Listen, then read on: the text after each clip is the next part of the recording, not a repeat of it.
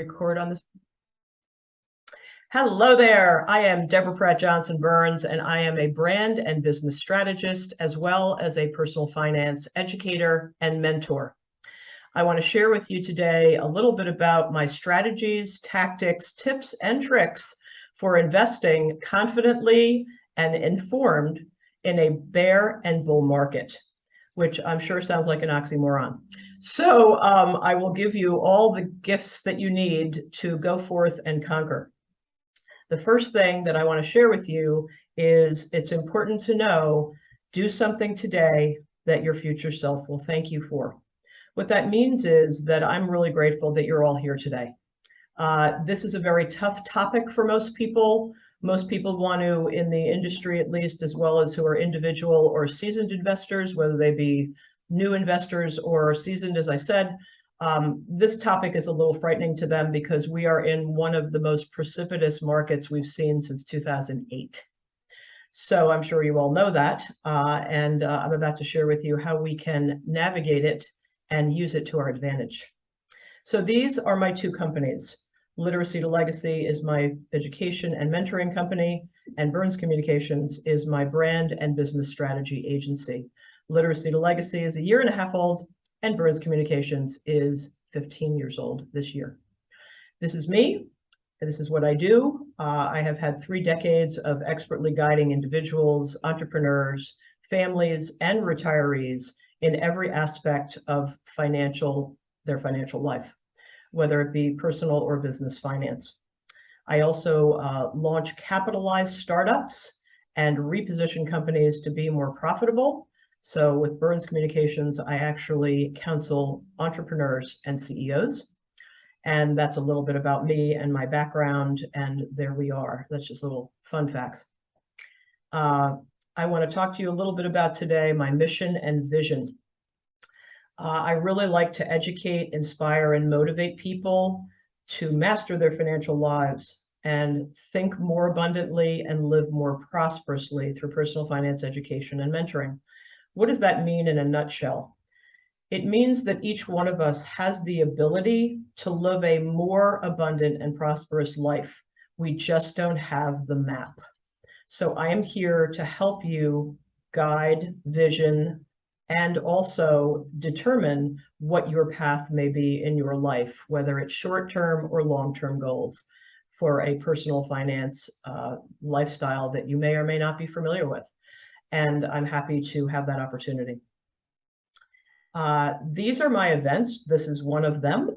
I host them bi-weekly, every month. And in the summer, of course, I take a little time off from them. But in the other 9 months, I do these events with experts in the industry, whether they be trust and estate attorneys, insurance experts, financial analysts, as well as college financial aid experts.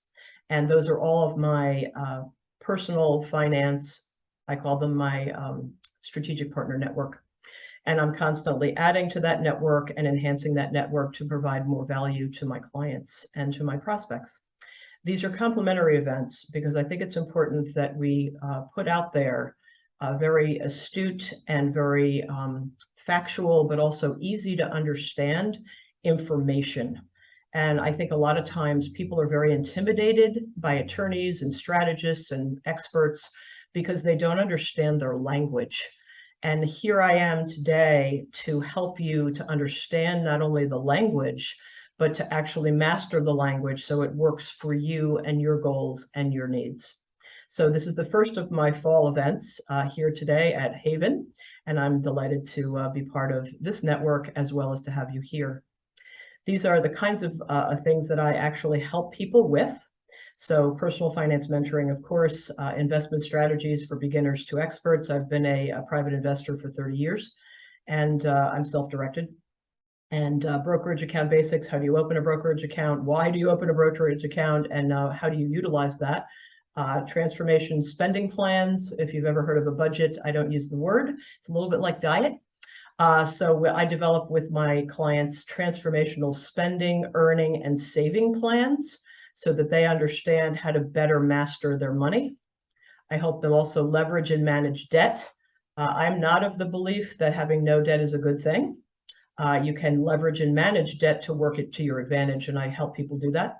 I also help people establish credit, whether they be college students establishing credit for the first time, also managing their FICO score management and their debt to income ratios. If you understand what that is, I can explain what it is and help you work it to your advantage. Also, financial planning strategies at every stage of your life and career, as well as estate and trust planning and retirement planning. Now, that is not in the strategic or traditional sense. I am not a financial planner, but I do provide insight into those strategies because I've worked with many individuals, entrepreneurs, and families to do just this. And then they would take what I did with them to their financial planner, their estate and trust attorney, etc. So I'm really the first stop on the train, so to speak, and then they continue on to work with the experts in the industry. So we are symbiotic, if you will. These are some lovely testimonials from some of my clients, and I'm delighted to have them in my life because they're just terrific people. They've come to me with very major challenges, whether it be in their business or personal life. I love that she calls me a money whisperer. I think that's absolutely fantastic. I love it because I feel a passion about it. I really love helping people really see the light and understand that they have all the tools at their disposal right in front of them. As I said in the beginning, they just need a guide and they just need a map. And I've helped other people become very prosperous and actually learn how to buy multiple properties, whether it be real estate investing or actual homes, and a number of other types of investments that they potentially would never have done without speaking with me first. So that's exciting. What I want to share with you about today as we start the investment basics is whatever your expertise in this area, if you're a beginner, middle of the road, or you're an expert, these are fundamentals that are super important for you to understand when you start investing, because if you don't understand the basics, you're not going to be terribly successful at investing in the capital markets. So let's talk about, and I want you to think about as I present tonight, what are your top 3 investment goals or goal? We're all at different stages of our lives. So for instance, for example, of course, younger people would like to actually think about their career and maybe their marriage or their first home or things along those lines. And then when you're in your midlife, if you will, 50s, you might be thinking about retirement, maybe a second home, maybe taking a big vacation, celebrating special times in your life. Thinking about potentially retiring and what does that look like? And then, of course, retiring debt and increasing cash flow. You have to ask yourself, what is the time horizon? So this is traditional personal finance. Are you early years of investing, 2030s, mid 50s, or are you at the other end of that spectrum and you're in your 60s or 70s? The good news is that I have had a myriad of clients in these particular phases of their lives, if you will. And it doesn't mean that when you're 65, you retire. I know people who are 90 who are still working, and it's because they're absolutely in love with what they're doing, which I think might be me. So I really love that we're not a traditional mold here. I like to work with people that are trying to work outside that mold and do things differently. And then ask yourself, what type of investor are you? So there are different types of investors in the capital markets. Are you looking at companies like blue chip, P&G, oil, utilities, things along those lines that are growth companies, and you just want to be part of a growth strategy? Or are you a dividend investor? I know gentlemen who I am on particular investor forums with, all they do is invest in dividends. That's it. They don't care about anything else. And that's another strategy. Good for them. They're very good at it, and I watch them very carefully. Or are you a hybrid investor that you actually want growth and income? So that obviously means income in the form of dividends and or capital gains. Capital gains meaning if a stock goes from 10 to 100 and you sell it at 100, you've just made a $90 capital gain on one share, and that is taxable. So that's just a fundamental overview. Then in terms of risk tolerance, most people that I work with anyway are between conservative and aggressive, depending on their time horizon, their age, et cetera, and their goals, of course.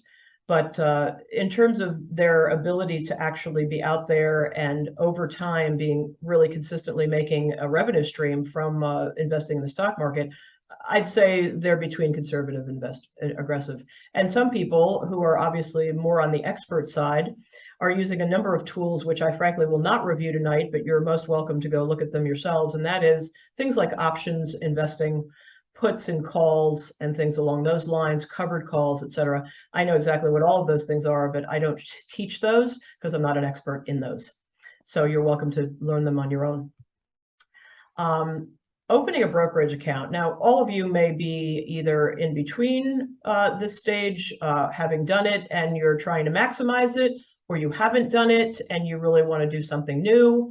I'm here to sort of take you through every stage. So the most important thing is to find the brokerage firm that meets your investing needs. So just because Robinhood is hip and happening and it's for the millennials doesn't mean me at 61 can't be a Robinhood trader. Why not? See, I'm all about non-traditional and being open to new ideas. I happen to be a Charles Schwab investor because I happen to love the platform. They're also, Carrie Pomerantz, Charles Schwab's daughter, is very big in personal finance, by the way. And they're a foundation, so there is no conflict of interest. She can teach personal finance without the conflict of interest from FINRA, CIPRA, et cetera, and the SEC for that matter. There's also E-Trade and TD Ameritrade, among others. So what you would do if this is something you're interested in is you would complete the brokerage account app. Of course, I would do that with you if that's of interest to you. And then once you have to be approved, there are a number of questions and financial things you must meet. They will connect your primary bank account, or you will, whatever your funding source is, if you will. And then once you have set up your brokerage account, the most important thing you can do, and frankly, I still do this to this day, and I have continued to do it for the past 35 years, and that is on my stock app, on my smartphone, I create a watch list. Basically what that is stocks, mutual funds, index or exchange traded funds, whichever type of investment interests you. And what I do is, you've heard of the word rebalancing a portfolio. Well, I actually rebalance my watch list on a regular basis, depending on what's going on in the capital markets globally. So for instance, and you'll learn this later on in my presentation, you actually want to go with the sectors, if you will. There are 11 sectors in the stock market.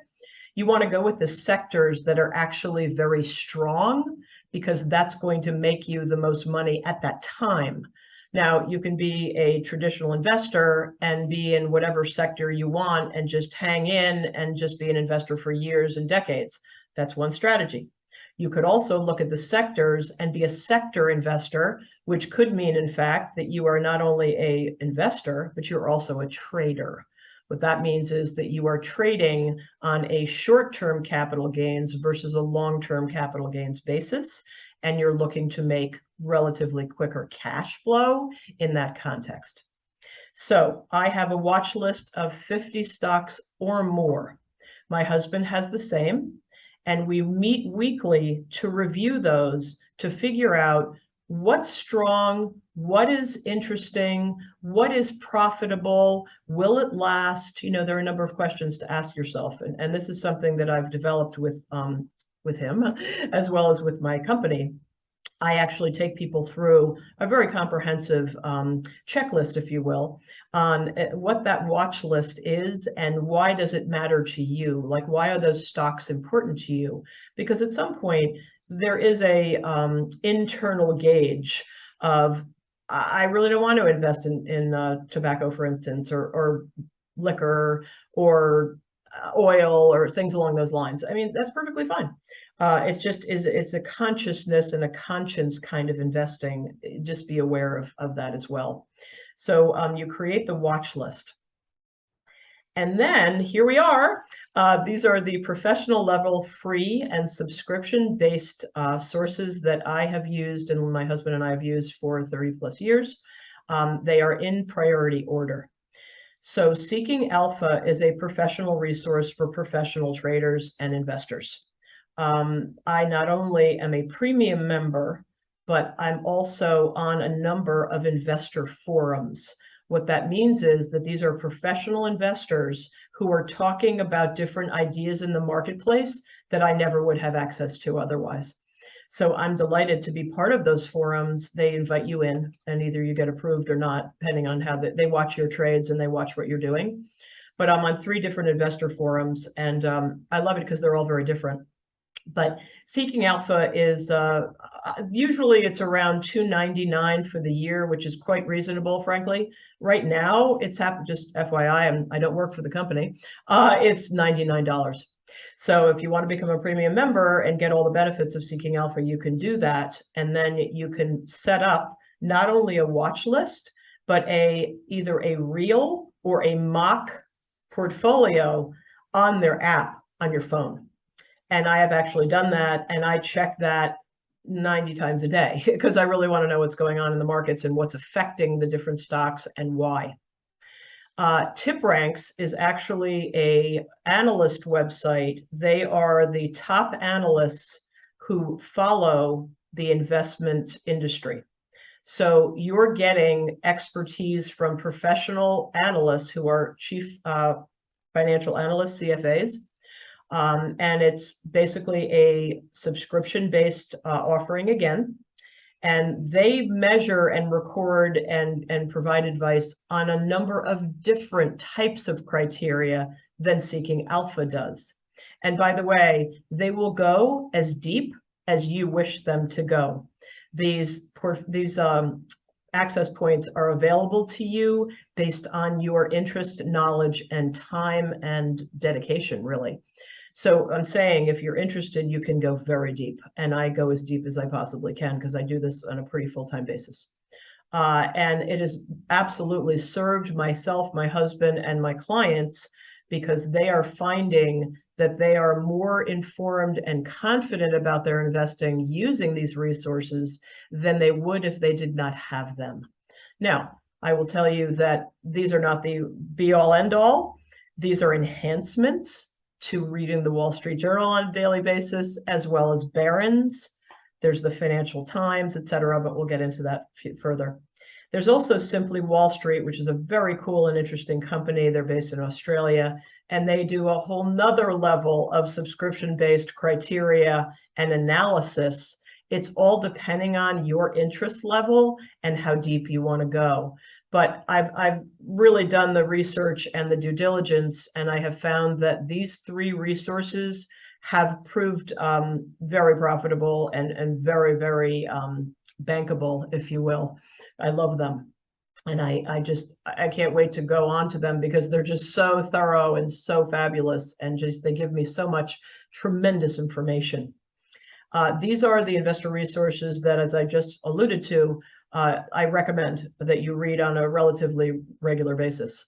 Wall Street Journal, of course, being number 1. Financial Times is international. It's also, these are all for cost, of course. Barron's is a weekly, sometimes daily, depending on the digital version. Resource. These, again, are all professional level resources that most of the professional wealth managers, if you will, at some of the top wealth management firms actually read on a daily basis. Investors Business Daily. And why I like Entrepreneur Magazine is because they have enormous amounts of really great, thorough financial investing articles that I found to be just home runs. I love Entrepreneur Magazine. And it helps too because I am an entrepreneur and I'm working with entrepreneurs. So that's also very helpful. Now, here's where I alluded to before, the sector monitoring picks for short and long-term gains.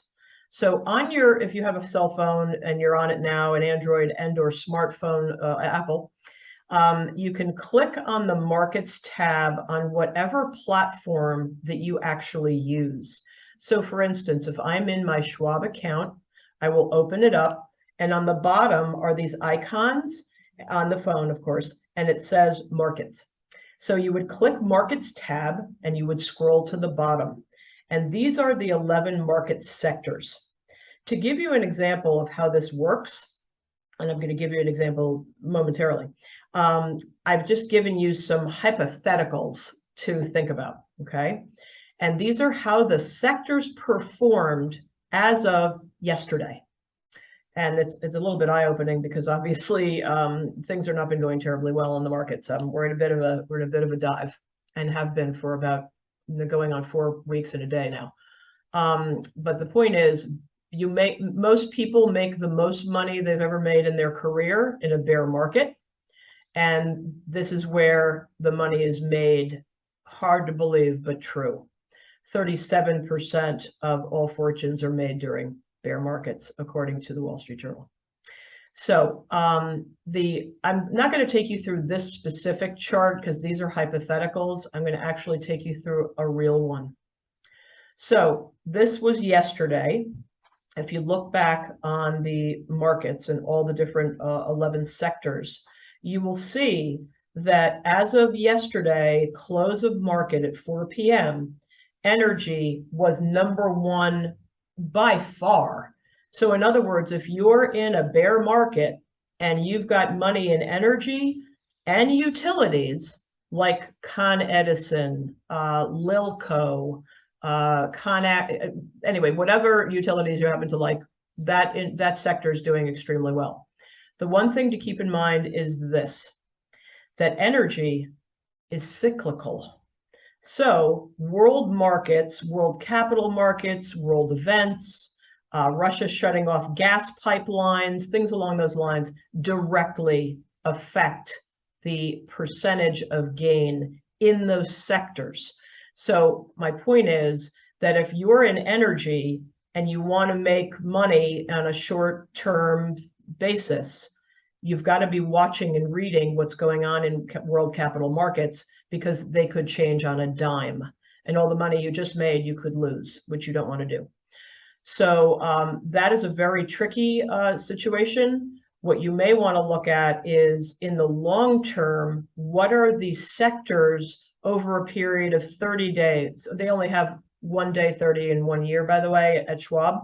So what you want to do is go through and maybe do a comparison. So do a bunch of 30-day snapshots and then compare and contrast them over a 6-month period. And that will help you determine, where should I allocate my hard-earned capital? And that's a very important gauge, because it's really hard to know where to put your money in markets that they're so volatile. And by the way, to find out about volatility in markets, it's called, I didn't put everything in this presentation, it's called the VIX. And that is one of the most perfect gauges to determine what the actual market volatility is. To keep in mind that a VIX over 30 is most volatile. Anything under 30 is as volatile, and then volatility goes down precipitously as the numbers go down.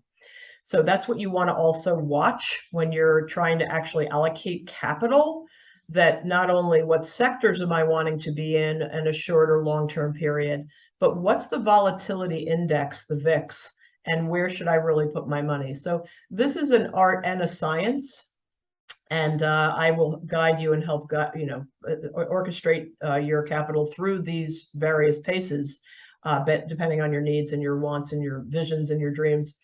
It's not easy, I can assure you of that. There's another way to make income, and that is passive income, which I'm sure you've heard of, and maybe you're all doing, or some of you are. I happen to think it's tremendous. I love it. I've been doing it for a long time, as has my mom, and our parents have done that, and my grandparents before that. It's basically a way in which you can own a percentage of a company and be paid on a monthly or quarterly basis in the form of cash payouts from their profit. It's really that simple. The caveats are, as I just alluded to, is cyclical companies like oil, gas, and shipping tend to collapse during periods such as the one we're in, and they freeze or cut their dividends, which is not something you want to be at all involved in, because obviously you want to have a consistently growing revenue stream, and you don't want to be compromised by the company's inability to run itself effectively. In recessions also, typically this is just understood that corporate profits do decline in recessions. And as you know, the economy is slowing down considerably right now. So you're going to see in third quarter and fourth quarter some pretty miserable profits from corporations. And it's only temporary, keep in mind. But if you're involved in those companies and you are invested in those companies, whether it's 1 share of stock or 1,000 shares, you could be impacted negatively because either A, they're not going to pay the dividend, which happens, or they're going to cut the dividend without much notice. And that's a frightening proposition. And that's why they talk about diversification, because you never want to have all your eggs in one basket. The highest quality dividend growth stocks always increase their dividends and they have staying power. They really are the blue chips of the industry. And those are the ones you want to think about. So in the sense of dividend investing, there are really 3 categories of dividend investing. These are them. They are called the kings, the aristocrats, and the contenders. There are very specific criteria that these companies need to meet in order to be considered this. And I'm sure you've heard this, that it's one thing to get to the top, it's another thing to stay there. And I think the consistency of staying there is really what these companies are all about. They have staying power. So kings, they're obviously the best of the best. There are very few of them. This is the smallest category. They've been paying out for 50 or more years, which is pretty shocking.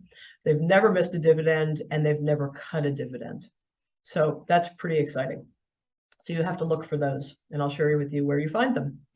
Aristocrats are the best in longevity as well. Their track is a little smaller in terms of 25 years of consistent dividends and rising dividends. And their criteria, unlike that of the kings, is they must be a member of the S&P 500 index, and they must meet certain size requirements. This is determined by the SEC, Security and Exchange Commission. Then you have dividends contenders, and these are the smaller stocks that have only got 10 to 24 years of longevity and dividend payouts. They may not have the longest track record, but they also are positive, and they have positive indicators that they're good players and they're good companies to invest in. The source of this information, by the way, is a really terrific source called the Dividend, Sure Dividend, SureDividend.com. You'll see it at the bottom there. And that's a tremendous resource. You can subscribe to it as well. And it's purely dividend investing oriented. So that's another resource for you to consider. Now, you've heard people who are investors like the famous Warren Buffett and among others. Time in the market is always better than timing the market. What that means is that if you are a long-term investor, you're in it for the long term. You don't really care about the volatility. I mean, you care, but not as much as day traders do. And you're going to make the most money over time. That's just a fundamental fact. If you have, and I say this very sincerely, the luxury of having the time to let that investment do what it needs to do to make you money, whether it be your retirement, second home, events, etc. Pay for college, for instance. But there is a very distinct place and time for day traders, of which I have delved into in the past couple of years successfully. I'm not recommending it to anyone unless you really have the chops for it, because it takes a tremendous amount of dedication and time in research and analytics that I personally happen to love, but you may not, and you may not have the patience for it. So if you want to be an investor, I'm here to tell you that's where to make your most money over a longer period of time. But if you want to do day trading, it's extremely risky, and just be very careful. That's all I'm suggesting. I also think it's important, and I share this personally with you because I've been there on more than one occasion, I care to admit, and we all are at one point or another in our investing career, and that is keep your emotions in check. This, of course, is perhaps the most valuable information today that I can actually share with you, because 9 times out of 10, people sell because they're panicked. A, they don't believe the market's coming back. They don't know when the market's coming back, and they've utilized too much of their capital that is causing them to be exposed financially, which means they may not have an emergency fund, they may not have savings, they may have everything in the market, so they're going to panic. But I highly recommend you catch your breath, meditate, take a minute, because nobody ever makes money by selling. In other words, even though, let's say your stock, you bought it at 10, it went to 100 and it came down to 40, yes, you have a tremendous capital loss on your hands. However, you will never have a capital loss unless you sell the stock at its bottom or close to, which many people today, particularly in today's economy, are wanting to do because they just don't believe, they have no faith that this will come back. Well, the capital markets have been around for 100 years, and people have been doing this for 100 years successfully. So you have to look at your forefathers and mothers and realize that it is a formula for success, and it does work. Just don't let your emotions get the better of you, and because once it's gone forever. So keep that in mind. These are some of the benefits of working with me. I have looked at a couple of different experiences that people have had with me, as well as industry experts who are like the Susie Ormans of the world, so to speak. There are many others, of course. But I really love to help people step out of their comfort zone and challenge them. I believe that we all have what it takes to invest and invest successfully. It's just a question, like any talent in your life, of really trusting your mentor and then trusting yourself. And it's a very prescriptive process. There's nothing mysterious about it. It's pretty straight up and straightforward and very transparent, which is the good news. So every one of us on this call tonight are able to be successful long-term investors, and some of us short-term on some occasions. But it's important to know that you have what it takes. It's just a question of being confident and patient with your talents. A lot of the time, people say, so what is a mentor versus a coach? And that's a question I get a lot. So I can honestly answer it by saying that we're a little bit of both. I look at a mentor. I've never had a coach. I've had about 6 mentors. So I sort of know what they are because I've had them, and I work well with them.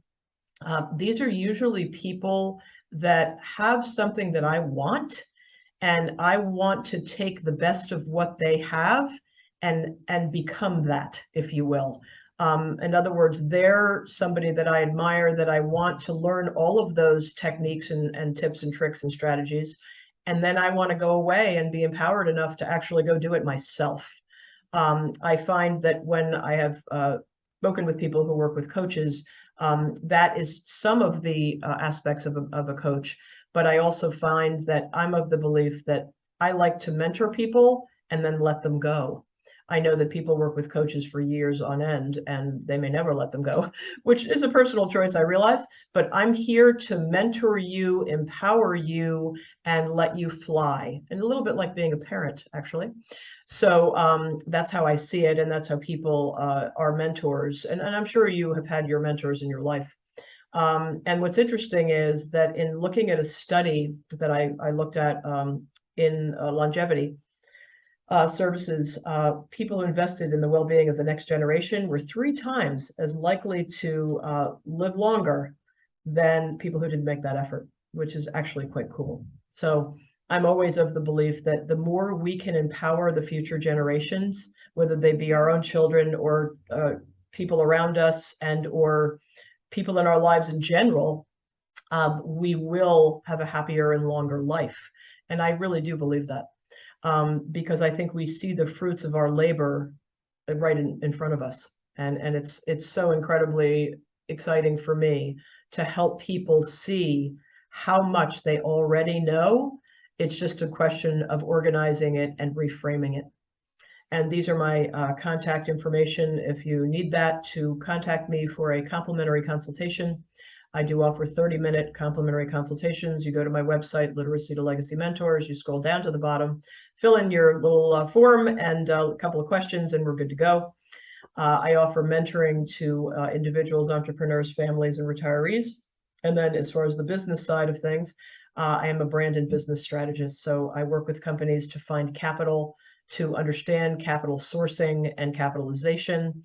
I also help them with their brand marketing, PR, and operations. So I help them with every aspect of their company structure, because I've launched and rolled out dozens of companies for clients. And I've also built 2 PR divisions of major ad agencies in the United States to 7 figures. So I'm able to help people on a number of different fronts from an operational standpoint, but also from a structural financial standpoint. And this is my mantra, because I think it all starts with our thinking. The more we think positively, abundantly, etc., it naturally leads to living a more prosperous life and what that may look like for you. So thank you so very much for your time to join me this evening, and thank you for giving me so much time. And we're now ready to talk about your questions or anything along those lines that you might be interested in learning more about based on this presentation. So there we are, and then I'm going to go here, and let's see where I am. Hold on, I just have to make this bigger. So just bear with me here. Okay, I think I can do that. Okay, I am going to do this. Okay, there we are. I got dropped for a minute. Hello there. Okay, so here we are. How are you all doing? Excellent. Pretty well. Great. Happy to hear it. Does anyone have any questions specifically for me on any aspect of what I shared this evening? I've got a quick question. Sure. So when you were speaking of the subscription for Alpha, I forget what it was. You said it was $99. Yes, Seeking Alpha has a special sale, I believe, for Labor Day. It may be extended for $99 for premium. Okay, perfect. I just wanted to make sure. Yeah. Absolutely. Happy to help you with that. And hopefully it's still $99, but it does go back to $299, I believe. So grab it while you can.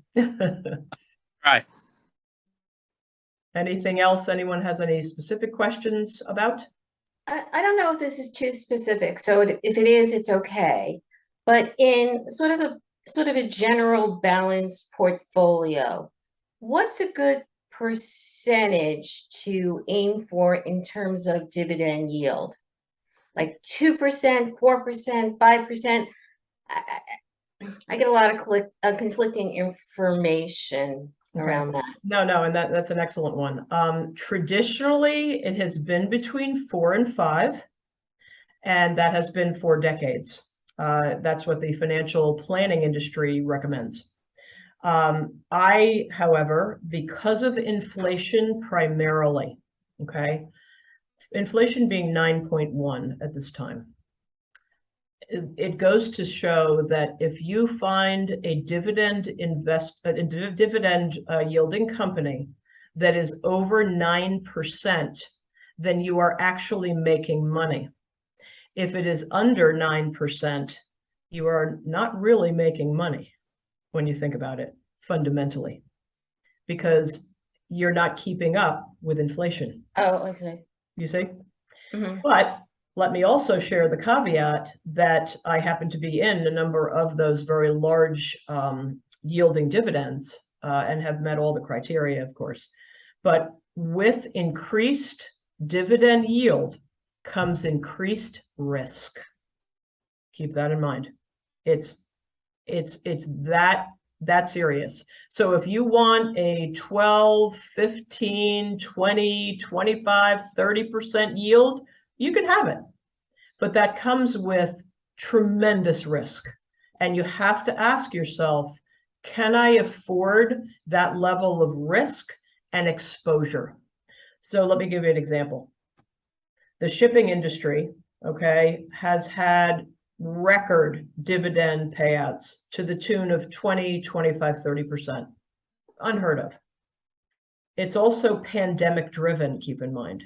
So ports and places around the world have been shuttered, and all of their respective ships, lined up out into the ocean because they have so much supply and demand congestion that they are affording to charge $10,000 an hour, $20,000 an hour. So, and they're typically charging $2,000 an hour. So the point is that those companies in the shipping industry, traditional like Hapag-Lloyd, for instance, is one of them. Maersk is another. I'm sure you're familiar with them.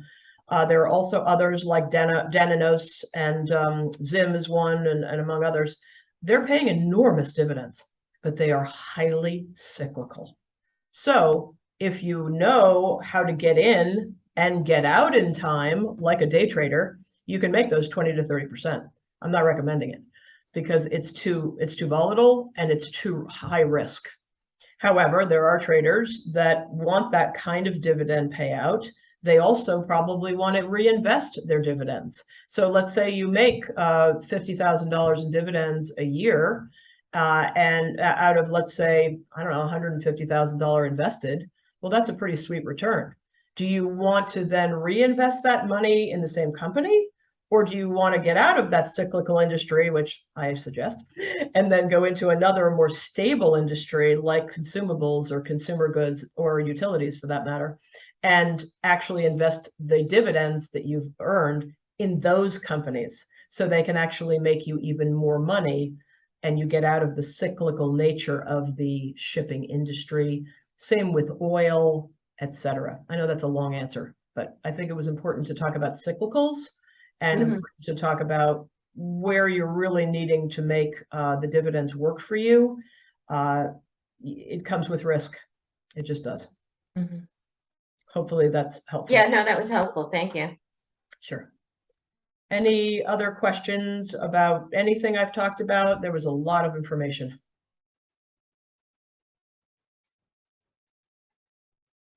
Okay. So what I'll do is I'm going to give you, if you're interested, just email me at Deborah@literacytolegacymentors.net. I will provide you with my deck so that you have these at your disposal. And then secondly, if you would like to have a complimentary consultation on any aspect of your personal finance or your small business or your company, I actually offer both services. One is mentoring and the other is business consulting.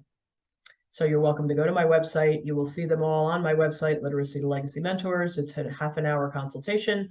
And then I offer packages of different degrees depending on your needs. So hopefully that's of interest. I do these events every 2 weeks. They are at this time are on Zoom. They are still complimentary, so have at it. And they're also on YouTube, by the way. I have my own YouTube channel. You're welcome to subscribe, which means you'll get automatic updates. And I do, thank you. I do have an enormous amount of exciting news forthcoming that I have not revealed yet to everybody. But I've been working with a number of different experts to set up a couple of really cool and interesting educational events in the future. I will hint at one of them because I happen to like this personally. I don't know if you all like Airbnb, but I happen to be an Airbnb superhost. I earned that stature back in 2018. We have a property in Vermont. And I love staying in Airbnbs. And actually, our daughter is living in an Airbnb this year in her senior year in college. So I'm a big fan of the platform, of the model, all of it. I think it's brilliant for the person who's renting as well as the renter. We had a cool experience. We stayed in a beautiful property in Ojai, California, which is where my sister lives. And as I was there with my husband, it was a sweet little, it was like a suite on the side of a house, right? It had like 2 bedrooms and a little kitchenette. It was perfect for us. It was fun. And then they had this expansive property with like all these different sitting areas and a pool, and it was like so fabulous. So I was very happy. And I was so intrigued by them that I started talking to the owners. And I said, so tell me a little bit about yourselves. Well, guess what? They are full-time Airbnb proprietors, and they own 6 properties 2 in Ojai, 4 in Arizona, and 1 in Ireland. Isn't that cool? And they make their money full time as Airbnb proprietors. I'm like, I love it. So we're actually featuring them in November. It's a couple of women that are doing this, and they're going to share their experience, strength, and hope on exactly how you can be a real estate proprietor of an Airbnb property. I'm sure you can do the same thing with VRBO, but Airbnb just happens to have a better rep. And I'm going to feature them in November, and we can all learn about, so what does it take to like own all these properties and manage all these properties? I mean, imagine, that seems like a major headache to me, but it also sounds like a tremendous opportunity because they're making all that money. And that's pretty sweet to have that as a full-time career. I love it because it's very flexible. So anyway, that's one of the people I'm going to be featuring. And then I'm also going to be featuring a Social Security expert. I don't know if any one of you are interested or care, but you may for your family or your friends. There's going to be an historic increase in Social Security in January. It's looking like about 9.1% after taxes. It's going to be more like 10%, which has never been done before. It met the, hold on for a second. Last year, it actually was increased to meet inflation. This one is going to supersede that. So I'm having an expert come and talk a little bit about, so sort of what does that mean? What does that mean for the existing retiree? What does it mean for the retiree who's going to retire like myself in 15 years or something like that? You know, what do we do now to make that pay or make that work for us? And I think it's going to be a fascinating topic. So that's another expert that's going to be coming in to speak at my Financial Freedom Education show. So I hope you can join me at future shows. We'd love to have you. And I'd love to have an opportunity to learn more about each of you and how I can help you as well. And there we are. So I hope you have a great evening. And I will be seeing you soon, I hope. And I'm going to be, hold on, let me just make sure I know what I'm doing here. I did actually, and thank you for your nice note, Ani. I'm going to, I've recorded this, so I'm going to stop the recording.